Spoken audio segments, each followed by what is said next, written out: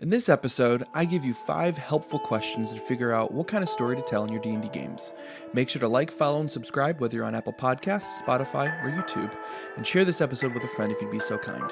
My name is GM Smudge, and welcome to the Smudgecast.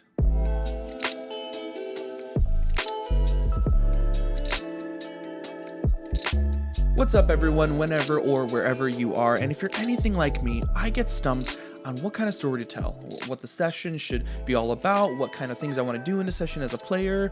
It's sort of like writer's block, or I guess better yet, story block.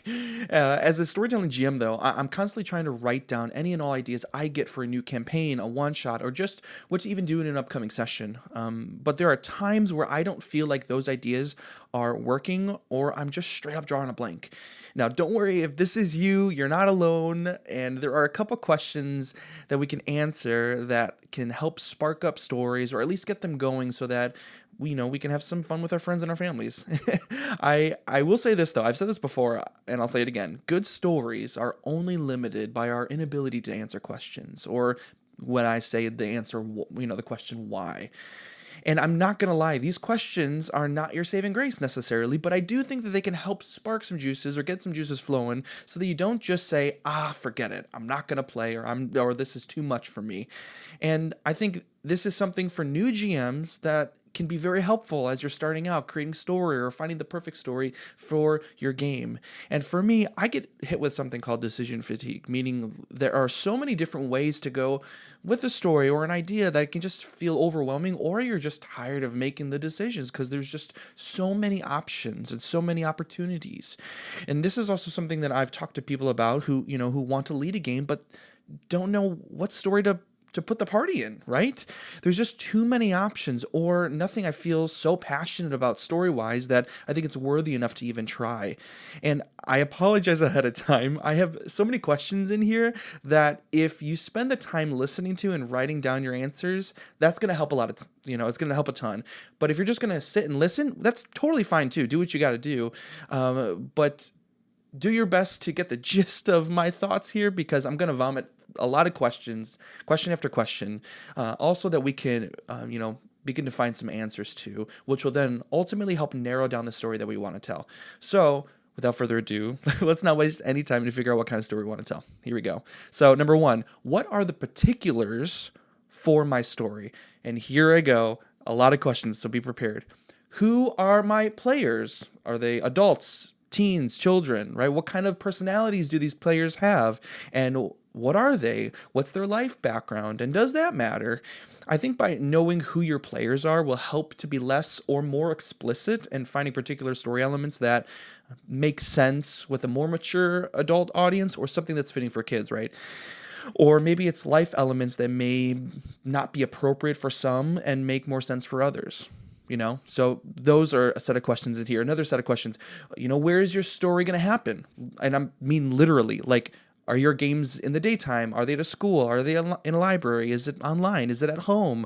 Are there kids around or not? Is this going to be with people you know or don't know? Are you going to be, are you looking for a particular party type? Or is there anything specific to the party, right? I think by knowing where you're playing helps narrow down the types of stories, or even the length of a session, or where to guide story, because storytelling online also is very different than in person. Way different. Here's some more questions in this for finding, the particulars for your story. What type of game style do you want to make more prevalent? Are you more combat heavy, roleplay heavy, explorative heavy? Does that even matter? By narrowing down your game style, I think will help defer to certain genres or game types as well. And speaking of that, what is the genre of the story that you're looking for? Is it a true life story? Is it a fable, a historical story, a fairy tale, body horror, western, sci-fi, criminal mystery, epic, adventure, action adventure? I'll say this one can be a little bit more tricky to answer because, I would say pick a main genre that makes sense based on what you've answered above. For instance, you're not going to have a gothic body horror story if you're playing with kids 12 and under, I mean, you might, and that's probably, you probably should get some help. Either way, but if you pick a main genre and then pick maybe 2 or 3 sub-genres to fade in and out of your main genre, I think that could really work really well actually for your story. Some more questions here. How long do you want the story to be? Is it going to be 1 session, 10 sessions, 52 sessions? Is it a year's worth? I think knowing the length helps, in my opinion, to know what stories you want to leave out. I do so much better with long form storytelling because it gives me plenty of time to create arcs and allows the players for more development and attachments. So when I know I have a one-shot coming up, I picked very simple concepts like a search and destroy, investigate and solve. A sort of like 2 action-based narratives, which provides a simple conflict and resolution. But again, how long of a story do you want to tell? Okay, no more vomiting those types of questions, but do your best to answer these particular foundational questions, because then you can start thinking about the stories that fit. So for instance, let's kind of like boil this into one. You have 3 players, there are 2 adults and 1's a teenager, and you're going to play at night online every week from 7 to 9 p.m. Based on that, you want to work with, maybe you've decided to do a sci-fi western with jump scare moments, maybe because you all watch a similar TV show or something, I don't know. And it's going to last the entire summer. So that's 12-ish sessions, let's say. Honestly, that's a massive start right there to figuring out what kind of story what your story will even look like. But you started with some particulars or some practicals that now you can take on to the next section of this, which is brainstorming ideas, which leads into the second main question here, which is, what stories are you reading, listening, watching already? Look, it's not an issue if you're watching a TV show and you want to replicate those ideas, those themes, those story arcs. Honestly, you should. Using the very things in front of you as inspiration is not only helpful, but it's free. It's free ideas. I think I have 2 main phrases that come to mind with this. Number 1 is, if it's not broken, don't fix it. And 2, don't try to reinvent the wheel. Right? There are thousands of stories at our disposal, like literally more than we can even engage with. And so when you're thinking about what kind of story to tell, what kind of character to make, or what's the next session going to be about, think about what shows or books you're engaging with and pick out parts that you really enjoyed or that hit home with you. And on my massive year-long plus campaigns that I've done, several of them, one of them in particular was happening during the phase 3, I believe, with Marvel stuff, and I wanted to, replicate the Infinity arc, right?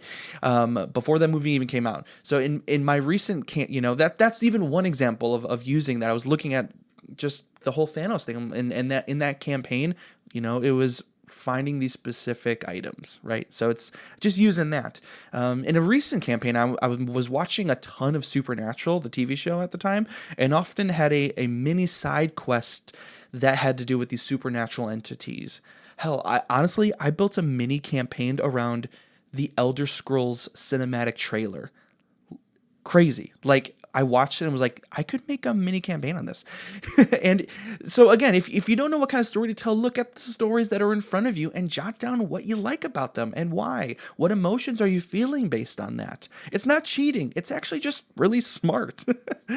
So then now you have a practical foundation with some concepts or ideas that you like from various books or various movies or things that you're listening to, etc., which leads us into the third main question is, what's your goal for this story?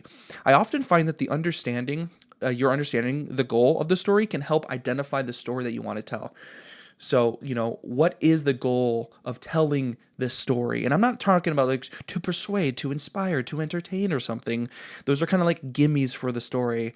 I'm just actually, instead of going in a different way, I'm going to actually give you a few different examples of what I mean by goals from my own games. 3 of them particularly. In my second year-long campaign I did that I GM'd for, I had a goal that I wanted to build a world that my players could fully interact with. It was really my first time world building and really diving into details of locations, NPCs, terrain, objects, the overall antagonist, and what's the big problem that the group needed to solve, right? But the goal I had was that in every session, I wanted the players to feel the empowerment to make decisions without my leading. And I felt it worked. It was 52 plus sessions, and it was amazing. It's one of my proudest um, things I've done within D&D as in GM for. I was super proud of myself in that all of my hundreds of hours, honestly, maybe that's too much, but it felt like it paid off. But I had a goal.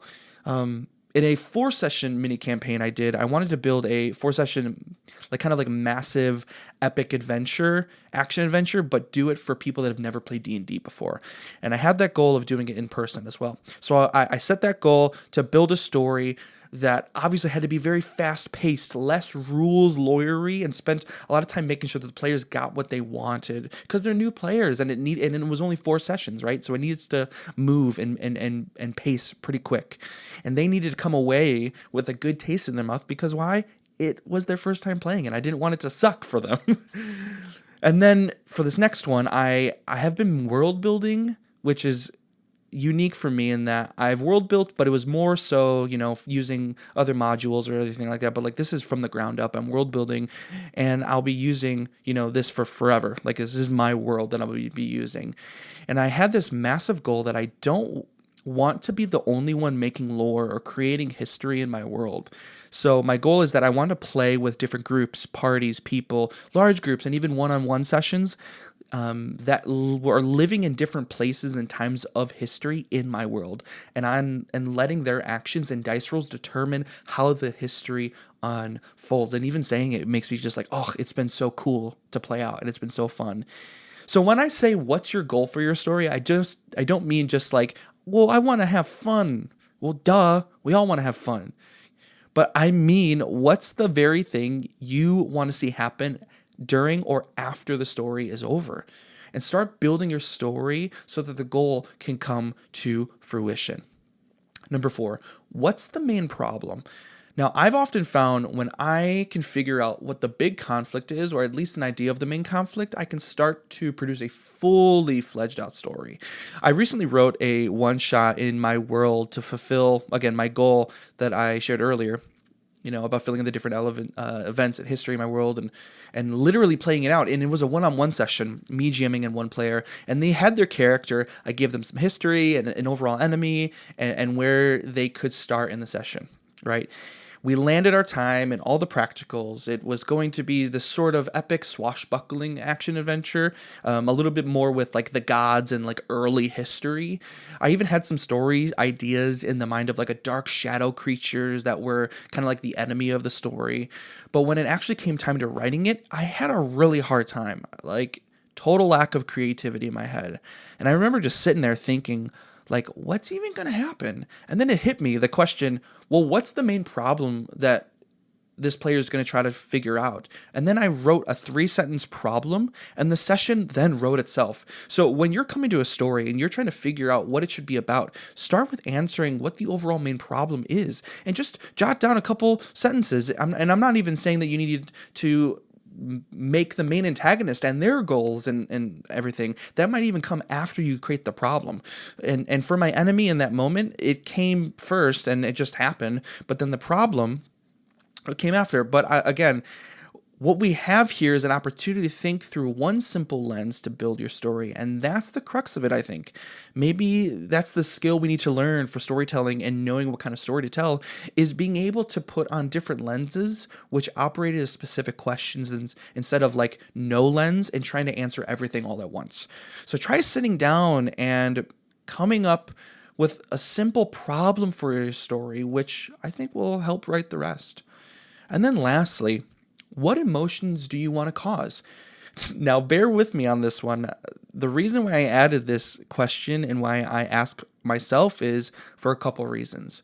One, I think we rarely even consider this thought as storytellers in D&D. How do we want people to feel during or come away from our game?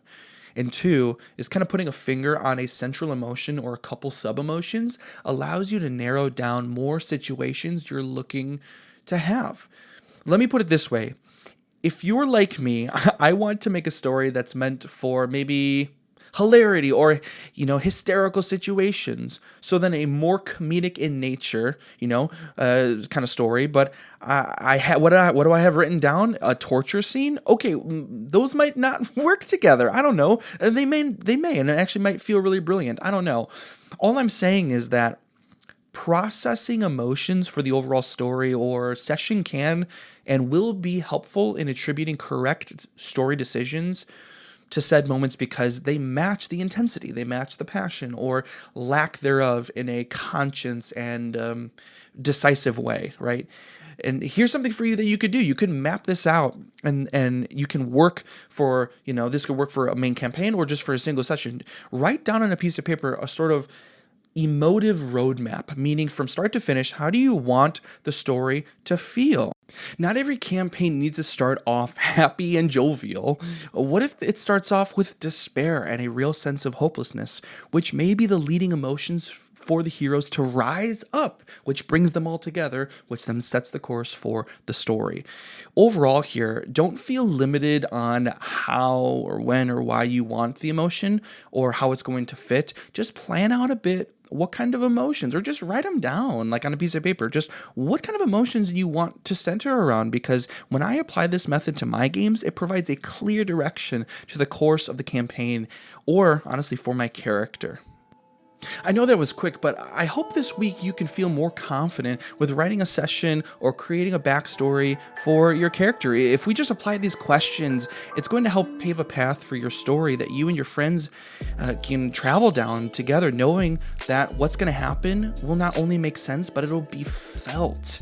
So the super quick, super simple questions, there's a lot of questions, so I would encourage you to even go back, probably re-listen to, write some of these down and start to put to practice for your games. And if you're ever having trouble ever with anything that we talk about, or particularly with creating sessions or need support in any way, please message me on Instagram at GMSmudge or on TikTok at GMSmudge. Again, I love to be able to support and care for any and all GMs or even players within your characters and developments that you want to add to your story that you could bring to the table. Love to support, love to care, because this matters to me.